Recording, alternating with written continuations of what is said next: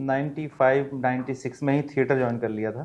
जहन में ये बात कहाँ से आ गई कि मुझे फिल्म इंडस्ट्री में ही जाना चाहिए, क्योंकि बहुत सारी और भी इंडस्ट्रियाँ थी, तो आपने यही क्यों चूज किया? फिल्मों को देख देख के बड़े हुए हैं हम। उस टाइम के लोग हैं जब लोग वीसीआर किराए पे लाते थे। हाँ। और रात रात में 3-3 और 4-4 फिल्में देखने का जुनून होता था कि भैया देख लो जितना देख सकते हो। तो हम फिल्में हमारे खून में रही हैं, हमने देखा है, जिया है फिल्मों को। तो सर इस इंडस्ट्री में आने के लिए आपको क्या क्या प्रॉब्लम का फेस करना पड़ा? प्रॉब्लम कुछ नहीं होती है, किसी भी काम में आप जाएंगे, किसी भी नए काम में जाएंगे तो पेनफुल सफ़र शुरू होता है। चीज़ों को जब आदमी महीने 2 महीने 4 महीने 6 महीने में सीख जाता है तो फिर उसके लिए ईजी हो जाती हैं। और कई शायद कितने गाने आपने प्रोड्यूस किए हैं सर? मैं लगभग 15 कर चुका हूँ। 15 गाने। एसआरवी हरियाणवी के नाम से मेरा चैनल है, एक एसआरवी म्यूजिक के नाम से। आदमी को रोना भी चाहिए क्योंकि उसकी इंसानियत जिंदा बनी रहती है। यदि आदमी ने रोना बंद कर दिया तो आदमी ना कठोर हो जाएगा। कि आज बात करें, बहुत सारी इंडस्ट्रियाँ हैं, जैसे कि हिंदी फिल्म इंडस्ट्रीज हो गई, साउथ इंडियन हो गई, भोजपुरी हो गई, हरियाणवी हो गई, पंजाबी हो गई। तो आपको अगर बात करें आज सबसे ज़्यादा ट्रेंडिंग में कौन अच्छा कंटेंट लेके मूवीज़ बना रहा है? साउथ इंडियन वाले बना रहे हैं या भोजपुरी वाले बना रहे हैं, या बात करें हिंदी फिल्म इंडस्ट्री बना रही है, कौन बना रहा है?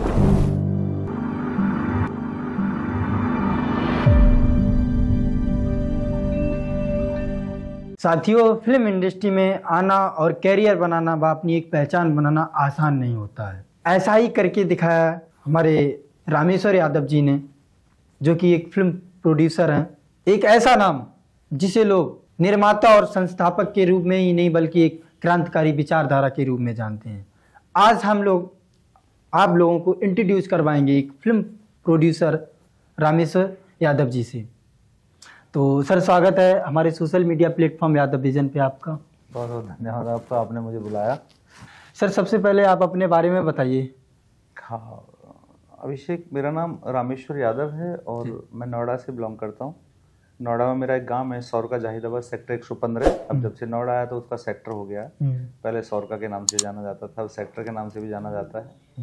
और हम यहीं पैदा हुए, यहीं पले बड़े, यहीं हमारी एजुकेशन हुई। तो बस सफ़र चलता रहा, अब नोएडा वासी हो गए हम। अच्छा, तो आपकी एजुकेशंस क्या है?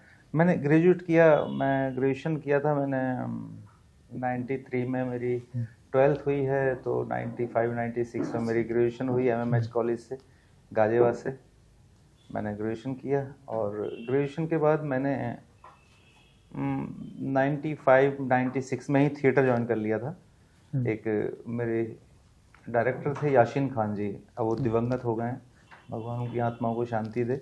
मैंने उनके यहाँ 6-7-8 महीने लगभग थिएटर किया, 10-20 प्ले भी किए बहुत सारे लोगों के साथ। तो उस दौरान मैं नहीं कुछ कर पाया इंडस्ट्री में, लेकिन लॉकडाउन के बाद मैंने दोबारा रीस्टार्ट किया अपने आपे को, इतने लंबे गैप के बाद, क्योंकि वो जो जुनून था कुछ करने का तो वो बना रहा जी। और हमें भी लगा कि अब कुछ करना चाहिए। तो सर ये बताइए, जैसे बात करें आप एक फिल्म प्रोड्यूसर हैं और आपने पहले भी काम किया, तो आपके अंदर जहन में ये बात कहाँ से आ गई कि मुझे फिल्म इंडस्ट्री में ही जाना चाहिए, क्योंकि बहुत सारी और भी इंडस्ट्रियाँ थी, तो आपने यही क्यों चूज किया? फिल्मों को देख देख के बड़े हुए हैं हम। उस टाइम के लोग हैं जब लोग वीसीआर किराए पे लाते थे। हाँ। और रात रात में 3-3 और 4-4 फिल्में देखने का जुनून होता था कि भैया देख लो जितना देख सकते हो। तो हम फिल्में हमारे खून में रही हैं, हमने देखा है, जिया है फिल्मों को। तो हमें भी लगता था इस चकाचौंध को देख के, है ना, जब हीरो आता था तो ऐसा लगता था कि यार हम भी तो होने चाहिए वहाँ पे। तो ठीक है, प्रयास चल रहा है, ईश्वर ने यात्रा तय कर रखी है, जब समय आएगा तो हम भी उसी लेवल पे पहुंच जाएंगे। अभी प्रयास जारी है। मुझे भी याद है जब गांव में बहुत सारे लोग हम देखते थे, जैसे कहीं मैच आता था या कोई बड़ी अच्छी मूवी आती थी, तो जो टीवी होती थी वाइट वाली, उसको लाते थे और जो ट्रैक्टर की बैटरी होती थी ना, उससे चलाया करते थे रात भर। बिल्कुल, हमने खूब देखा। और ट्रैक्टर से 96 में हमारे गाँव में, देखिए हमारा दुर्भाग्य देखिए कि हम दिल्ली की तलहटी में बसने वाले लोग हैं और 96 में हमारे यहाँ लाइट आई। तो उससे पहले जब रामायण महाभारत का दौर था तो बैटरी से ही चलते थे टीवी सारे, तो लाइट थी नहीं गाँव में। तो सर जैसे कि ये बताइए, जो आप इस इंडस्ट्री में आए हो, फिल्म इंडस्ट्री में, आप एक प्रोड्यूसर हो, आपने कई एक ड्रामों को प्रोड्यूस किया है, कई एक सॉन्ग है जिनको प्रोड्यूस किया है, तो सर इस इंडस्ट्री में आने के लिए आपको क्या क्या प्रॉब्लम का फेस करना पड़ा? प्रॉब्लम कुछ नहीं होती है, किसी भी काम में आप जाएंगे, किसी भी नए काम में जाएंगे तो पेनफुल सफ़र शुरू होता है। चीज़ों को जब आदमी महीने 2 महीने 4 महीने 6 महीने में सीख जाता है तो फिर उसके लिए ईजी हो जाती हैं। तो ऐसा नहीं है, प्रॉब्लम बहुत ज़्यादा नहीं थी लाइफ में, इसमें जाने के लिए प्रॉब्लम थी, क्योंकि हम बहुत लेट आए हैं। स्टार्टिंग में हमने थिएटर किया तो बहुत सारी चीज़ों को जान लिया था। हम तो अब 2001 में लॉकडाउन के बाद हम इसमें हमारी एंट्री हुई है, तो बहुत सारी चीज़ों की जानकारी थी।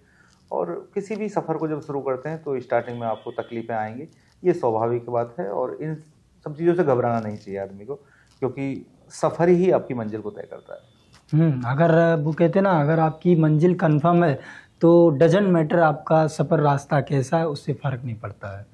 बाकी सर और ये बताइए, जैसे कि बात करें आज जो अपने देश में दौर चल रहा है, हर एक जगह सोशल मीडिया है, चाहे आप जहाँ जाओ हर जगह सोशल मीडिया है, तो आपका जो ड्रामा है, जैसे कि आपने कई एक ड्रामा को प्रोड्यूस किया है और कई शायद कितने गाने आपने प्रोड्यूस किए हैं सर? मैं लगभग 15 कर चुका हूँ। 15 गाने। SRV हरियाणवी के नाम से मेरा चैनल है, एक SRV म्यूजिक के नाम से है।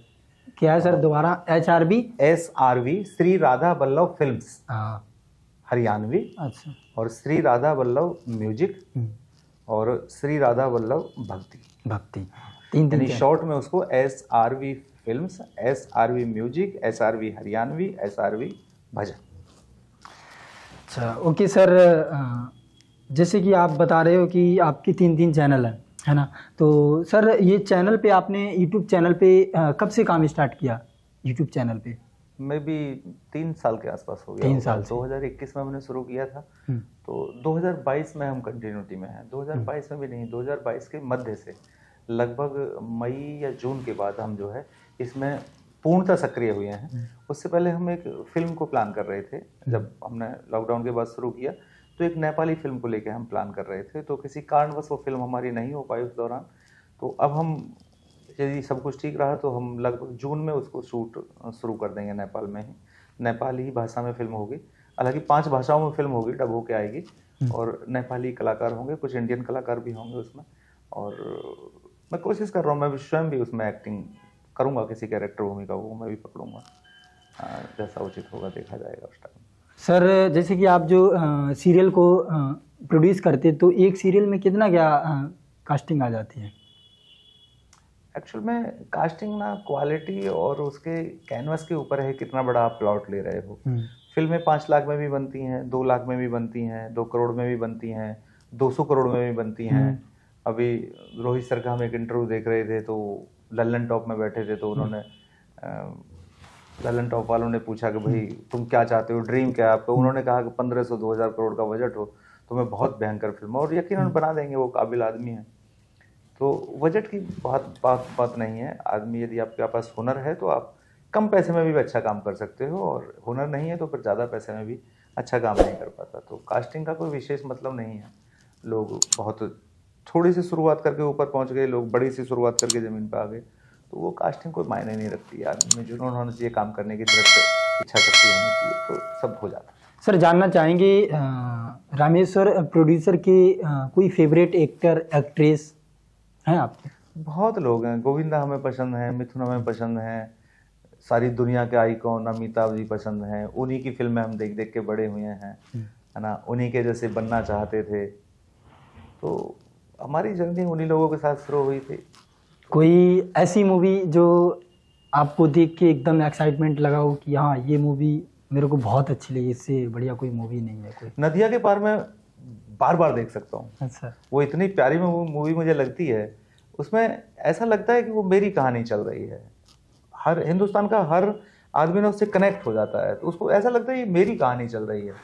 हाँ, उसमें ऐसा मैंने भी देखा है कि इस जो कहानी में चंदन जब वो घर जाते हैं, अपने ससुराल में जाते हैं, तो वो एकदम ये लगता है कि हाँ, जैसे अब बात करें कोई मिडिल क्लास में, गांव में ऐसी सेम लाइफ रहती है। अगर आप कहीं खेत पे भी जाते हैं तो ऐसे ही गाड़ी को लेके जाते हैं, वहाँ पे अपने देश की एक्चुअल में कल्चर दिखाया गया। हाँ, वो ऐसा लगता है जैसे मैं ही हूँ, मेरी फिल्म चल रही है एक्चुअल में कल्चर। और वो फिल्म देख के आप कभी बोर नहीं महसूस होंगे? हाँ, मैं जब भी टीवी पे आती है तो मैं उसे देख लेता हूँ।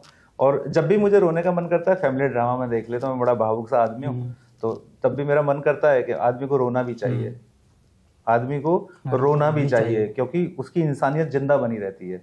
यदि आदमी ने रोना बंद कर दिया तो आदमी ना कठोर हो जाएगा, और कठोरता जल्दी बिखर जाती है, टूट जाती है। तो लचीलापन लाने के लिए आदमी को बीच बीच में रो लेना चाहिए, और बहाना कुछ भी ना मिले तो कोई फैमिली ड्रामा देख के और तो आंसू निकल ही आते हैं। सर आप एक ड्रामा अभी सीरियल को प्रोड्यूस कर रहे हैं, राजा को रानी से प्यार हो गया। जी जी जी। तो उसकी शूटिंग को लेके आप कहाँ, कोई फॉरेन में करेंगे या सिर्फ इंडिया में ही करेंगे? फॉरेन में नहीं करेंगे, अभी तो छोटा सा प्रोजेक्ट है, तो प्रयास है शायद फरवरी में उसकी कास्टिंग हो जाए और मार्च के फर्स्ट वीक में उसका शूट शुरू हो जाए, अप्रैल या मई तक उसको ऑन एयर कर देंगे। तो ऐसा नहीं है, सब मुंबई में होगा, आसपास के क्षेत्र में ही, दूर कहीं नहीं जाएंगे। तो हिंदुस्तान में बहुत अच्छी अच्छी लोकेशन है, बहुत सुंदर लोकेशन है, और मैं तो हिंदुस्तान के हर आदमी से कहूँगा हिंदुस्तान में घूमना भी बहुत सस्ता है, आदमी को घूमना चाहिए। हिंदुस्तान बहुत सुंदर जगह है, बहुत प्यारी जगह है। ये चीज़ हमने भी ऑब्जर्व की है कि इंडिया में वो हर एक चीज़ है जो आप वर्ल्ड लेवल पे देखना चाहते हैं, हर एक चीज़ है वो इंडिया में वर्ल्ड लेवल पे जो भी आप देखना चाहते हैं।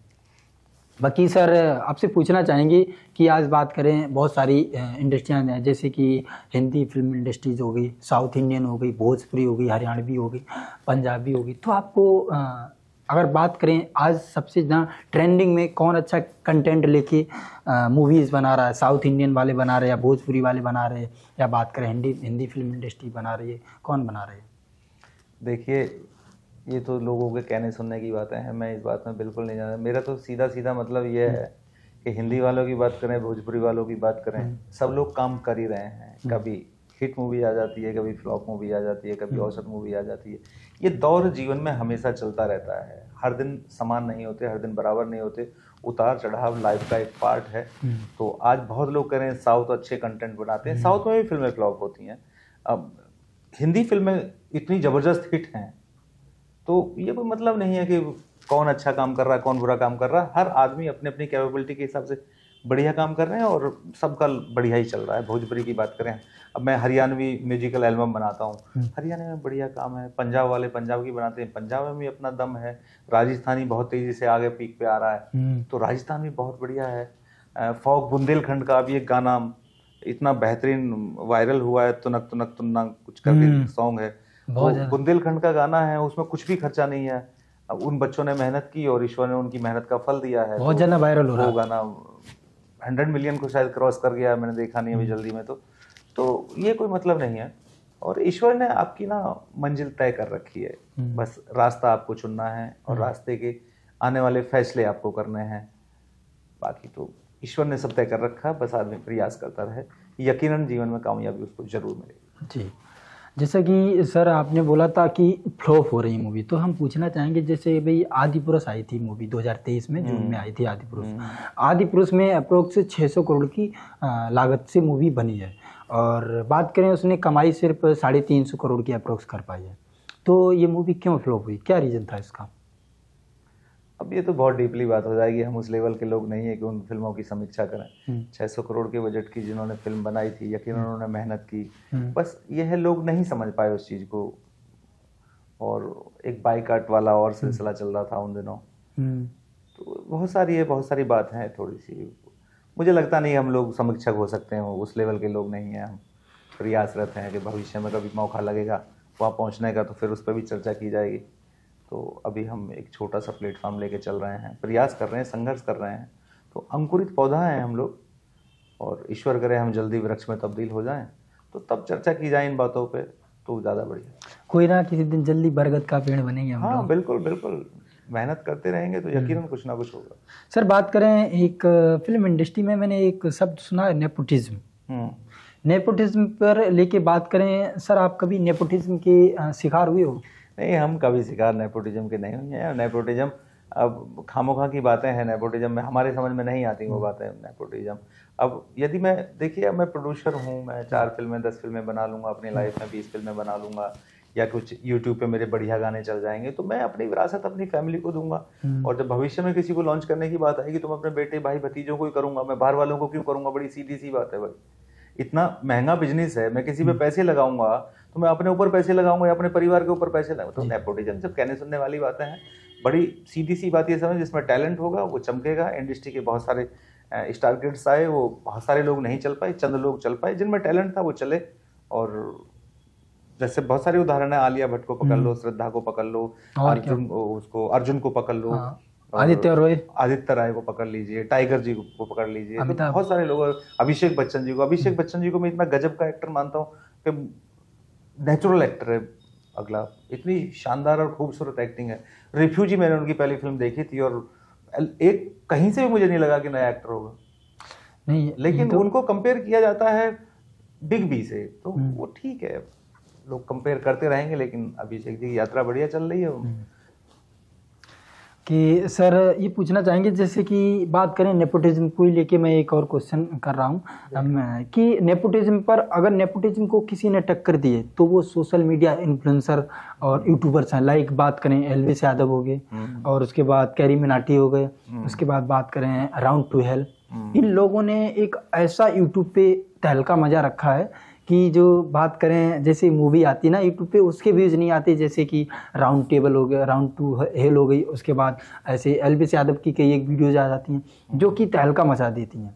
अभी ये एल्विस यादव जब बिग बॉस में गए थे तब भी उन्होंने वहाँ पे एक कहना, जो फिल्म इंडस्ट्री की बादशाह सलमान खान यादव को हिला दिया था। तो क्या ताकत है यूट्यूबर्स में? नहीं, देखिए हम लोग ना कई बार गलत नजरिए से चीज़ों को देख लेते हैं। एल्विस यादव की बात करें, कैरी मिनाटी की बात करें, या किसी और की बात करें, जितने भी यूट्यूबर्स हैं हिंदुस्तान में जो भी फेमस लोग हैं, एक्चुअली उनको प्लेटफॉर्म यूट्यूब से मिला। यदि उनको प्लेटफॉर्म वहां मिल गया होता, नेपोटिज्म की यदि हम बात करते हैं, नेपोटिज्म में और आम आदमी में सिर्फ ये अंतर है कि उनको चांस जल्दी मिल जाता है और इनको संघर्ष करना पड़ता है, इतना ही अंतर है। बाकी तो टैलेंट दोनों में ही चाहिए। तो इन लोगों को प्लेटफॉर्म यदि पहले मिल गया होता तो ये उसमें भी कामयाब हो गए होते। और ऐसा नहीं है, टक्कर वाला कोई विषय नहीं है, क्योंकि प्लेटफॉर्म यहाँ था तो इन्होंने यहाँ पे अपनी प्रतिभा दिखाई, और यहाँ प्रतिभा दिखाई तो उनको बड़ा प्लेटफॉर्म मिल गया। बस कोई कंपटीशन उस तरीके से टक्कर वाला मसला नहीं है। सर आपसे पूछना चाहेंगे, जैसे आप एक यूट्यूबर्स को और एक बात करें फिल्म इंडस्ट्री को, दो एक्टर को हम कंपेयर करते हैं, क्या आप यूट्यूबर्स को एक्टर मानते हो? हाँ बिल्कुल मानते हैं, बिल्कुल मानते हैं। यूट्यूब पे भी क्या कर रहा है, वो एक्टिंग ही कर रहा है। यूट्यूब पे एक्टिंग ही तो कर रहा है, और 70 mm के पर्दे पे भी आदमी एक्टिंग कर रहा है, तो एक्टिंग ही, बस उसका प्लेटफॉर्म बड़ा है, इसका प्लेटफॉर्म छोटा है, इतना ही तो अंतर है। ये छोटा वाला प्लेटफॉर्म जिस दिन बड़ा आदमी हो जाएगा, यानी कि फेमस हो जाएगा, वो बड़े प्लेटफॉर्म पे चला जाता है। तो ये तो सिस्टम है, जर्नी है, ये यहाँ से शुरुआत हो रही है। सोशल मीडिया से ये बेनिफिट हुआ है कि अब कोई भी आदमी अपने प्लेटफॉर्म पे चला जाता है, और वहां से यदि फेमस हो गया तो बड़े जर्नी की तरफ चला जाता है। तो एक रास्ता तय हो रहा है, ये एक रास्ता दिया हमको टेक्नोलॉजी ने। बाकी बात करें, कहीं ना कहीं मुझे ये दिख रहा है और महसूस भी है कि यूट्यूब, सोशल मीडिया, बात करें एक ऐसी चीज़ है जो एक मिडिल क्लास यानी कि गरीब बच्चे को भी एक एक्टर बना सकती है, और ये लोगों ने प्रूफ किया है कि हाँ वो एक्टर बन के दिखाया। बिल्कुल बिल्कुल, मैं फिर उस बात को रिपीट कर रहा हूँ कि एक्चुअल में जिनके पास प्लेटफॉर्म नहीं है उनके पास ये ईजी प्लेटफॉर्म है। नहीं तो मैं बता दूं, बॉलीवुड की बात करें, हॉलीवुड के स्टारों की बात करें, क्रिकेटरों की बात करें, सारे लोग हैं ना इंस्टा पे आज, और क्या सारे लोग, सोशल मीडिया पे तो सारे लोग हैं ना, फेसबुक पे सारे लोग हैं, ट्विटर पे सारे लोग हैं। तो जो एक आम आदमी को सुविधा टेक्नोलॉजी ने मुहैया कराई है, वो बड़े लोगों के पास भी है। तो आज वो अंतर तो खत्म ही हो गया है, वो खत्म हो गया पूरा प्लेटफॉर्म का। हाँ, 70 mm के पर्दे की बात करें, 70 mm का पर्दा पहले भी बड़ा था, आज भी बड़ा है, और भविष्य में बड़ा रहेगा। हर आदमी का ड्रीम होता है, किसी यूट्यूबर की बात करें, किसी इंस्टा वाले की बात करें, फेसबुक वाले की बात करें, सबका सपना होता है 70 mm। सबकी लास्ट मंजिल तो वही है। हर आदमी फिल्मों में दिखना चाहता है, करना चाहता है। तो सबकी जर्नी बढ़िया चल रही है, सब कोशिश कर रहे हैं। कि सर बात करेंगे कि आप एक अच्छे प्रोड्यूसर्स हैं राइट नाउ जी, और कभी ऐसा मोमेंट आया लाइफ में कि यार कुछ नहीं रखा, छोड़ो ये सब, मतलब अपने भाई गांव वाली लाइफ में निकल आए? कोई ऐसा मोमेंट आया लाइफ में? हर दिन आता है, एवरीडे आता है। क्या आता है? एवरीडे आशा की किरण आती है, एवरीडे निराशा की किरण आती है। जब हम किसी प्रोजेक्ट को बनाते हैं, पीछे हमने एक बहुत सुंदर गाना बनाया था, तो एक हरियाणवी एल्बम बनाई थी, हमारा बहुत अच्छा खासा उसमें लगभग 10 साढ़े 10 लाख रुपए का बजट हमारा खर्च हो गया, और वो गाना बिल्कुल नहीं चला। तो बहुत तकलीफ हुई कि यार ऐसा क्यों हुआ। तो हम टेंशन में आए उस बात को लेके, निराशा में आए हम उस बात को लेके। लेकिन अगले पर एक आशा की किरण है कि नहीं नहीं नहीं, और कुछ करते हैं, अब की बार कुछ और बेटर करते हैं, कुछ हमसे कमी रह गई होगी। तो ये तो रोज आता रहता है, आशा निराशा, ये तो दो बहनें हैं। ये सुबह को उम्मीद आती है और शाम को निराशा आती है, तो ये तो सब चलता रहता है। सर ये बताइए, जैसे बात करें कि जैसे बहुत से प्रोड्यूसर्स इंडिया में, लाइक सभी प्रोड्यूसर्स अपनी मूवी में आइटम सॉन्ग लाते हैं, तो क्या रीजन है आइटम सॉन्ग लाने का? मैं तो ये कहता हूँ कि हिंदुस्तान की हर मूवी बनाने वाले निर्माता से मेरी निवेदन है कि वो आइटम सॉन्ग रखे। आइटम सॉन्ग को हमने एक्चुअल में गलत नजरिए से देख लिया। जैसे आज ओयो की परिभाषा ना गलत हो गई है, हाँ, ओयो की, उसी तरीके से हमने आइटम सॉन्ग को गलत देख लिया। नहीं तो आइटम सॉन्ग जो हुआ करते थे फिल्मों में, वो फोग होते थे, हमारे मस्ती करने के लिए, मतलब मूवी फॉग होते थे, हमारा पारंपरिक म्यूजिक होता था वो। समदन तेरी घोड़ी चने के खेत में। तो ये आज के गाने थोड़े हजारों साल पुरानी परंपराओं के गाने हैं ये। जैसे राजा महाराजा वो लगाया करते तो थे, हमने रीमेक्स, हमने नहीं वो यहाँ शादियों में महिलाएं गाती थी इनको, वो तो गाती है। तो हमने फिल्मों में थोड़ा सा इसको रिमिक्स किया है, तड़का डाला है, नई म्यूजिक के साथ भी किया है। हमने इसका नाम आइटम सॉन्ग रख दिया है, लेकिन आइटम सॉन्ग नहीं है ये, तो हमारा फॉग है, ये तो हमारा सांस्कृतिक म्यूजिक है, ये हमारा जो क्षेत्रीय, ये क्षेत्रीय विधा है, हर प्रदेश की अपनी अपनी है। तो ये तो अच्छी बात है, लेकिन इसका रूप थोड़ा सा खराब कर दिया। कम वस्त्रों में इसको सूट कर रहे हैं, इसलिए हम आइटम सॉन्ग कह रहे हैं। और विलेन के अड्डे पे होता है सारा, खलनायक के अड्डे पे होता है, और क्या? तो इसलिए हम इसको आइटम सॉन्ग कह रहे हैं। बाकी बहुत बुरी बात नहीं है, अच्छी चीज है। मैं कह रहा हूँ सबको करना चाहिए आइटम सॉन्ग। मैं भविष्य में कोई फिल्म जल्दी में करने वाला हूँ, तो मैं यकीनन उसमें एक आइटम सॉन्ग, हरियाणवी सॉन्ग रखूंगा, एक पूर्वांचल की सॉन्ग रखूंगा, मैं यकीनन रखूंगा। जैसे कि सर बात करें, मोस्टली आज अपने देश की जो ट्रेडिशंस देखें, सोशल मीडिया लाइक इंस्टाग्राम का दौर चल रहा है। सर बात करें, तमन्ना भाटिया का एक गाना आया था, गाना है आज की रात मजा हुस्न का लीजिए, और मैंने एक रील देखी थी 5 सितंबर को चिल्ड्रन वो टीचर्स डे मनाया जाता है ना, तो उस पे लगभग 7 से 8 साल की बच्ची वैसे ही कपड़े पहन के वो डांस कर रही थी। तो सर ये हमें लगता है कहीं ना कहीं हमारे जो देश का नया कल्चर है उसको ये आइटम सॉन्ग एक अंधेरे में तो लेके नहीं जा रहे हैं। देखिए, समाज में ना परिवर्तन हर दौर में होते रहे हैं, और परिवर्तन यकीन मानो विकास का सूचक भी है और प्रकृति का नियम भी है। यदि हम टेक्नोलॉजी की तरफ जाएंगे तो आधुनिकता तो आएगी, आधुनिकता आएगी तो या तो हम पश्चिम की सभ्यता अपनाएंगे या किसी और देश की सभ्यता को अपनाएंगे। तो मेरे कहने का नजरिया है कि हम उस गाने को किस रूप में ले रहे हैं। और यकीनन देखिए, पॉजिटिव नेगेटिव तो आज से नहीं है, हजारों साल से हैं, एक सिक्के के दो पहलू होते हैं। यदि अच्छा है तो बुरा है ना, तो पॉजिटिव नेगेटिव तो है। अब हम उसको किस रूप में ले रहे हैं। सोशल मीडिया हमारे लिए वरदान हो गई। हमने लॉकडाउन में देखा बच्चे पढ़ाई उसी से कर रहे थे, कितने लोग उससे आज पैसा कमा रहे हैं, अपने परिवार को चला रहे हैं, और कितने लोग हैं कि जो दिन रात रील देख रहे हैं, अपने समय को ऐसे ही खराब कर रहे हैं। तो ये तो हमारे ऊपर है, हम पॉजिटिव लें उसको या नेगेटिव लें।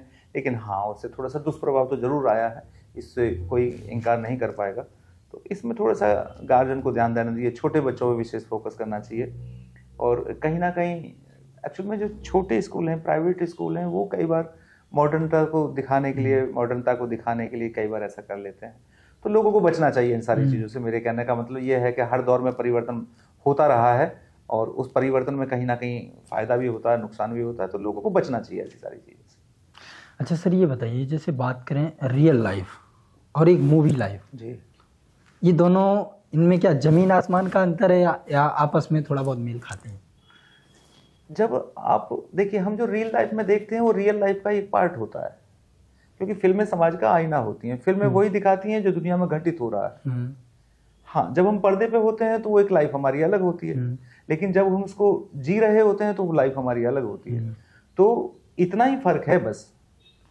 नहीं तो जो फिल्में हैं उसमें हमारे समाज का ही तो दर्पण दिखाया जा रहा है भाई, जो हमारे साथ। अब इसका सीधा सीधा उदाहरण ये है कि फोटोकॉपी किसकी हो सकती है? पहले ओरिजिनल होगा, ओरिजिनल होगी तभी तो फोटोकॉपी होगी। तो नकली तो तभी बनेगा ना, पहले असली होगा। तो असली से तो नकली बना है। तो जो रियल लाइफ है और रियल लाइफ में बहुत ज्यादा अंतर नहीं है। जब हम उसको कर रहे होते हैं तो वो बनावटी जिंदगी होती है। जो बनावटी जिंदगी हम जी रहे हैं वो कोई ना कोई पात्र उसको निभा चुका होता है, कोई ना कोई रियल लाइफ में जी चुका होता है। तो बहुत ज्यादा दोनों चीजों में अंतर नहीं है।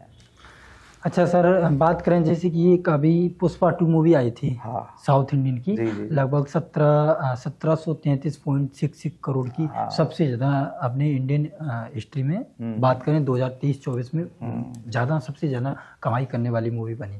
तो उसमें ऐसा क्या चीज़ था कि और मूवियों में इतना सब कुछ नहीं अर्न कर पाया, वो मूवी में ऐसा क्या था?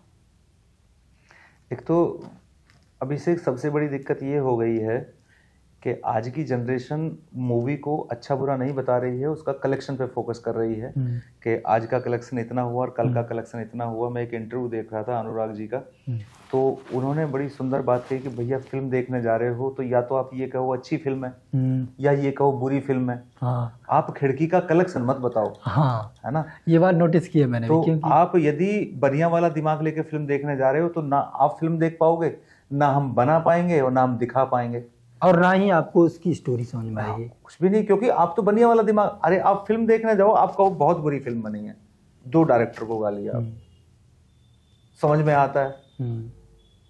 या अच्छी बनी है तो उसकी तारीफ करो डायरेक्टर की। लेकिन आप खामोखा दूसरी बातों में पड़ रहे हो तो वो सब ठीक नहीं है। और रही 1700-1800 करोड़ की, दंगल बहुत सारे पैसा कमाए, जवान ने बहुत सारे कमाए। तो हिंदी अपनी जगह मजबूत है। और देखिए, हिंदी सबकी माँ है, ऐसा नहीं है। हिंदी जो है राष्ट्रीय भाषा है, बहुत ज़्यादा प्रदेशों में बोली जाती है। हिंदुस्तान में लगभग आधे देश में हिंदी बोली जाती है और बड़ा कैनवास है उसका, बड़ा प्लेटफॉर्म है। और साउथ वाले बहुत बढ़िया काम कर रहे हैं, मेहनती हैं। अच्छा, जितने मेहनती वो हैं इतने मेहनती ये भी हैं, क्योंकि अब ये कहना सुनना सब गलत हो गया है कि साउथ वाले ये कर रहे हैं या हिंदी वाले ये कर रहे हैं। हिंदी वाले वहां जाके काम कर रहे हैं, साउथ वाले इधर आके काम कर रहे हैं, है ना। क्योंकि अभी मैंने देखा है अब हिंदी फिल्म में कई एक साउथ इंडियन के एक्टर काम कर रहे हैं, और बात करें अपने हिंदी फिल्म के उधर साउथ में जाके काम कर रहे हैं, लाइक सोनू सूद हो गए, रवि किशन हो गए, ऐसे बहुत सारे एक्टर्स। यही तो खूबसूरती है हिंदुस्तान की। हाँ, एकता में अनेकता क्यों है, यही तो सुंदरता है हमारे हिंदुस्तान की। और क्या है कि हम वाद विवाद आपस में भले ही करें, लेकिन जरूरत पड़ने पे हम सब लोग एक हैं। वो फिल्मों के माध्यम से भी पता चलता है, सामाजिक मुद्दे पे भी पता चलता है, धार्मिकता के आधार पे भी पता चलता है। तो यही तो सुंदरता है हिंदुस्तान की। आज रही क्रिटिसाइज करने वाले लोग, अच्छे बुरे लोग हर दौर में हैं। 4 लोग अच्छा कहेंगे, 10 लोग बुरा कहेंगे, तो वो स्वाभाविक है। इन बातों से नहीं घबराने का है। यदि आपको मतलब जीवन में कामयाबी पानी है तो आपको निरंतर प्रयास करते रहना है। यदि आज विफलता का कदम आपके जीवन में आया है तो यकीन मानो अगला कदम सफलता का ही होगा। ये भी तय मान लो, यदि आपने लगन, सच्ची ईमानदारी और मेहनत के साथ काम किया है। क्रिटिसाइज करने वाले तो भगवान श्री राम के युग में भी थे, है ना। हर जगह वो तो हर दौर में पाए जाते हैं। जब तक काम करने वाले आदमी में मासूमियत बनी रहेगी, ईमानदारी से अपना काम करता रहेगा, यकीन मानो ईश्वर उसके सारे रास्ते खोल देंगे। मैं बड़ा आशावान और बड़ा धार्मिक प्रवृत्ति का आदमी हूँ, तो मुझे ऐसा लगता है कि ईश्वर ने मंजिल पहले से तय कर रखी है। बस एक्चुअली में भगवान ने अपने बाद यदि सुंदर किसी को बनाया तो इंसान को बनाया, सोचने समझने की उसको शक्ति दी, उसको विवेक दिया। तो ईश्वर ने कहा कि मंजिल तो मैंने तेरी तय कर दी है, लेकिन बीच वाले रास्ते को तू तय करेगा भाई। खुद कौन से रास्ते से जाना है, रास्ता तुझे तय करना है, मंजिल निर्धारित है। सर, बात करें इंडिया में आज वेब सीरीज का भी दौर है। वेब सीरीज आपने वो मुन्ना भैया मिर्जापुर, कालीन भैया, वो वेब सीरीज देखी है आपने? बिल्कुल बिल्कुल। उसमें जो उनका सीन रहता है पंकज त्रिपाठी सर का और अखंडा, और उसके बाद बात करें बहुत से उसमें वो कहते हैं ना गुड्डू भैया, और उससे कहते हैं दिमाग चलाओ तुम और कट्टा चलाएंगे हम। तो उसमें एक मतलब बहुत थिंकिंग लेवल अगर देखा जाए उसको देखो तो उसमें एक बात समझ में आएगी कि अगर तुम छोटे हो, तुम गरीब हो, तुम दिमाग से कमजोर हो, तुम्हारा हर जगह शोषण करेंगे। वो मूवी हमें लगता है हर किसी को, क्योंकि उसमें बहुत सी ऐसी सीन्स हैं जो मैं भी लगता है नहीं देखना चाहिए, बट उसमें एक्चुअल में बताया गया है रियल लाइफ कैसी होती है और कैसे जीना चाहिए। बाकी सर ये बताइए, जैसे आज बात करें इंस्टाग्राम का दौर है, इंस्टाग्राम पे अप्रोक्स बात करें लगभग 14-14, 15-15 साल की लड़कियां जो मुजरा कर रही हैं, तो ये क्या सही कर रहे हैं, इससे हमारे कल्चर अभिषेक, मैंने पहले भी कहा, ये तो मैं देख रहा हूँ ना उसको मुजरा समझ के, मैं मुजरा समझ के देखूं ही ना, मैं उसकी अपनी बहन बेटी मान के देखूं उसको। आप उसकी प्रतिभा को देखो ना, आप उसको गलत देख ही क्यों रहे हो? तो सर प्रतिभा देखने के लिए मतलब प्रतिभा अच्छा कैसे इंस्टा पे अपने आप को, अब क्या किया जाए इंस्टा पे, क्या किया जाए? भजन किया जाए? नहीं, भजन तो मैं ये बोल रहा हूँ, जैसे प्रतिभा दिखाने के लिए में भी आप अच्छे कपड़े भी तो पहन के दिखा सकते हैं, बट तो दिखा रहे ना, अच्छे कपड़े पहन के भी दिखा रहे हैं लोग। मैं ये बोल रहा हूँ, कहने का मतलब है अच्छे मीन्स बड़े कपड़े, ना कि आज हम देखते हैं सच में इंस्टाग्राम खोलो तो वही सारी रील्स आ रही हैं। देखिए इंस्टा पे आपने देखा होगा आजकल जिम के कपड़ों में बहुत, हाँ जिम की ये भी ट्रेंडिंग में चल रहा है, जिम के कपड़े में। तो अब जिम साड़ी और सूट में तो होगा नहीं, ये भी है, लेकिन कई बार वो थोड़ा सा ज्यादा हो जाता है, हाँ है ना? तो मुझे लगता है कि उससे थोड़ा सा बचा जा सकता है, और बचना भी चाहिए। और अब इंस्टा पे कुछ ना कुछ तो दिखाया जाएगा भाई। अब कलाकारी को कैसे दिखाया जाएगा? आदमी डांस, यदि कोई डांसर है, नृत्य कला में पारंगत आदमी है, तो डांस करेगा। अब डांस में कई बार, अभी हम बताएं, हरियाणवी इंडस्ट्री की एक बहुत बड़ी कलाकार हैं सपना चौधरी, लोगों ने कितना क्रिटिसाइज उनको किया, अश्लील डांस करती हैं, असली डांस करती हैं ना। तो आप जब स्टार्टिंग में चलेंगे ना, तो लोग आपको रोकने का हर संभव प्रयास करेंगे, किसी भी तरीके से प्रयास करेंगे। यदि आपने रुक के उनकी बात को सुनने का प्रयास किया, यकीन मानो आप पीछे रह जाओगे, आपका टाइम खराब होगा। आप बस निरंतर चलते रहो, अच्छे बुरे के बारे में सोचो ही ना। तो ये तो अभिषेक चलता रहेगा, इसको रोका नहीं जा सकता है। और कोई भी कलाकार अपनी कलाकारी दिखाने के लिए यकीनन उसको कुछ ना कुछ तो एक्टिविटी करनी पड़ेगी। बाकी जानना चाहेंगे एक प्रोड्यूसर की रूटीन लाइफ कैसी क्या रहती है? रूटीन लाइफ प्रोड्यूसर की बहुत बढ़िया रहती है। बॉस होता है, बॉस होता है, उसके सहयोगी लोग होते हैं काम करने वाले, तो उसकी टेंशन यही होती है, बस पैसे की व्यवस्था करनी होती है उसको, पैसे, बाकी तो उसको कोई टेंशन नहीं है। और यदि आपका प्रोजेक्ट नहीं चल पाता है तो तकलीफ होती है, और चल जाता था उसको बेनिफिट भी लेता है। भाई जहाँ रिस्क लोगे तो वहाँ फायदा भी लोगे। तो व्यस्तता ये होती है कि कई बार आदमी 2-3-4 प्रोजेक्ट एक साथ शुरू कर लेता है, तो थोड़ा सा समय व्यस्त तो होता ही है। कोई दूसरे बिजनेस होते हैं उनको भी देखना होता है, 2 प्रोजेक्ट 3 प्रोजेक्ट आप चला रहे हो तो उनमें भी थोड़ा सा समय देना होता है। तो बिजी शेड्यूल तो हो जाता है, इसमें कोई शक नहीं है। लेकिन वो बॉस होता है और बढ़िया होता है, वो मस्त रहता है। मैं तो मस्त हूँ, मस्त होना चाहिए। छोटा सा प्रोड्यूसर हूँ लेकिन मस्त। वो कहते ना कि जिसकी मस्ती जिंदा है ना उसकी हस्ती जिंदा है, और जिसकी मस्ती जिंदा नहीं तो हस्ती उसकी। मैं बड़ा खुश हूँ। मैं पिछले 2 साल से ये काम कर रहा हूँ, 3 साल से, और मैं तो बड़ा खुश हूँ इसमें। तो सर जानना चाहेंगे कि इन फ्यूचर आपका क्या प्लानिंग है? फ्यूचर में बहुत सारी प्लानिंग है अभिषेक, लेकिन अभी से कहने सुनना उचित नहीं रहेगा। कुछ वेब सीरीज भी दिमाग में है। Web series? हाँ, 1-2 फिल्में भी दिमाग में है। मैंने नेपाली फिल्म का चर्चा की आपसे, नेपाली फिल्म भी मैं फाइनल स्टेज पे ही हूँ। एक धारावाहिक भी है, तो उसके लिए मैं मुंबई जा रहा हूँ 2-4 दिन में ही, शायद 9-10 तारीख में चला जाऊँगा। तो प्लानिंग तो बहुत सारी है। इधर अभी मेरा एक गाना रिलीज हो रहा है 8 तारीख को। सर ये आपकी जो लाइफ रही ना, प्रोड्यूसर की लाइफ, तो इसमें क्या एक्सपीरियंस रहा? क्या मतलब आपने नया सीखा? क्योंकि में भी हो सकता है बहुत से यंग पर्सन, यंग जनरेशन है, वो भी इस इंडस्ट्री में जाना चाहते हैं। तो ये बिजनेस है, बिजनेस है, इसमें अच्छा भी हो सकता है, बुरा भी हो सकता है। आपको हर परिस्थिति से लड़ने के लिए तैयार रहना पड़ेगा। एवरी परिस्थिति किसी भी टाइम आपकी खराब हो सकती है, किसी भी टाइम अच्छी हो सकती है। आपके पास एक पर्याप्त बजट होना चाहिए, और नुकसान को झेलने की क्षमता होनी चाहिए, और सफलता आ जाए तो उसको पचाने की ताकत होनी चाहिए। एब्सोल्युटली। तो ये सारे गुण ना प्रोड्यूसर में स्वतः ही आ जाते हैं। जैसे जैसे वो काम करता रहता है, वो सारी चीज़ें स्वतः ही चली आती है। वो बहुत बड़ा इशू नहीं है। मीन्स ये है कि अगर आपके पास पैसा है दबा के आप कुछ भी कर सकते हो। ना, ऐसा कुछ नहीं, ऐसा कुछ नहीं है। मैं बता दूं, दुनिया में बहुत लोगों के पास पैसा है। कितने उद्योगपति हैं, कितने उद्योगपति फिल्मों में पैसा लगाते हैं, आप बताइए ना। गिनती के उद्योगपति हैं जो पैसा फिल्मों में लगाते हैं, और वो भी एक श्योरिटी के साथ पैसा लगाते हैं। बड़े प्रोडक्शन हाउस पे लगाते हैं। आज मैं और आप किसी उद्योगपति के पास चले जाएं, किसी 10-20-50 करोड़ के व्यापारी के पास चले जाएं और उससे कहें कि साहब आप 10 लाख रुपए दे दीजिए, हम फिल्म बना रहे हैं, तो मुझे लगता नहीं कि वो आपको सपोर्ट कर पाएंगे, है ना। तो गिनती के प्रोडक्शन हाउस हैं जो प्रोडक्शन हाउस ब्रांड हो चुके हैं, जिनका भरोसा कायम हो चुका है तो वहीं पैसा लगा रहे हैं उद्योगपति। तो लेकिन गिनती के लोग लगा रहे हैं। पैसा होने से कामयाबी नहीं है। कामयाबी का पैमाना ये नहीं है कि आपके पास पैसा है। यदि आपके पास पैसा है तो कामयाबी तो है ही ना आपके पास। वो आपके बाबा के द्वारा हो या आपके फादर के द्वारा हो, तभी तो पैसा आया है। हाँ, तो वो कोई मतलब नहीं है, पैसे से ही कामयाबी मिलती है, ऐसा नहीं है। बाकी आपका फेवरेट सिंगर कौन है? मेरा फेवरेट सिंगर, यार मैं बहुत ज़्यादा म्यूजिक लवर आदमी नहीं हूँ। बाकी जिनको मैं सुनता हूँ तो मुझे सब अच्छे लगते हैं। मैं हरियाणवी में मैं हरजीत जी को सुनता हूँ, राज महावर जी को सुनता हूँ, और भी बहुत लोग हैं। लाइक अरिजीत तो बात है, अरिजीत सिंह। हाँ, तो कहानी ये है कि हम 50 बसंत पार कर चुके हैं अभी से, तो हमें ना अभी भी वो 90 वाले गाने बहुत अच्छे लगते हैं।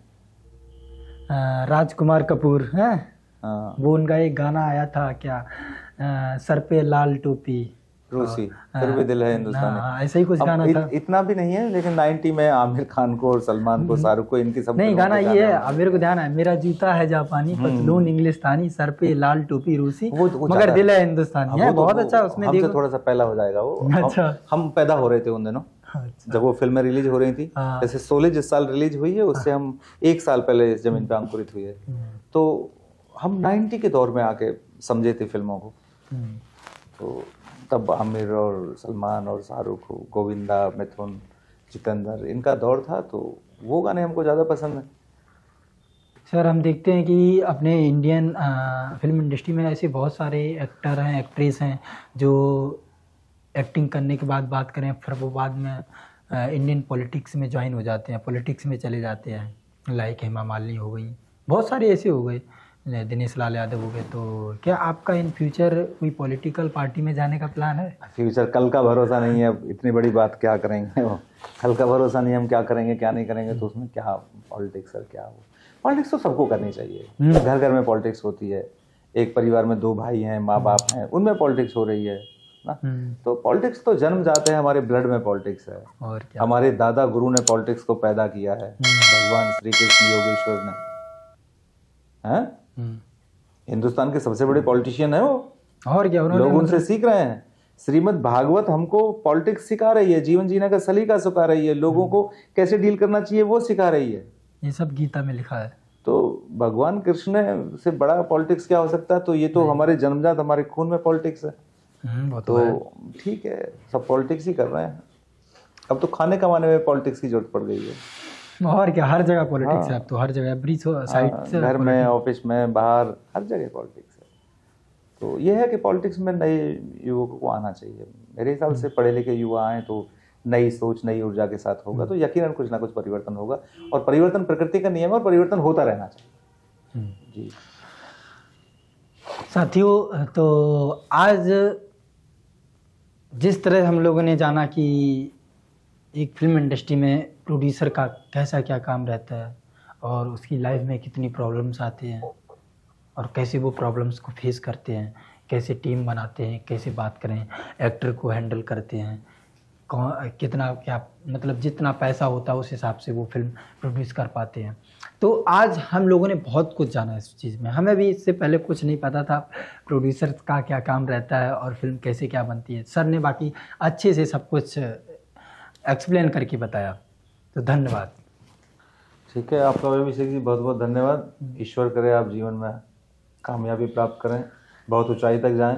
थैंक यू सर, आपने जो टाइम दिया हमारे सोशल मीडिया प्लेटफॉर्म को। मैं अपने सभी चाहने वाले दोस्तों से कहूँगा, भैया यादव विजन इनका चैनल है भैया का, इसको आप ज़रूर फॉलो करें, शेयर करें, और बहुत बहुत धन्यवाद। नमस्कार।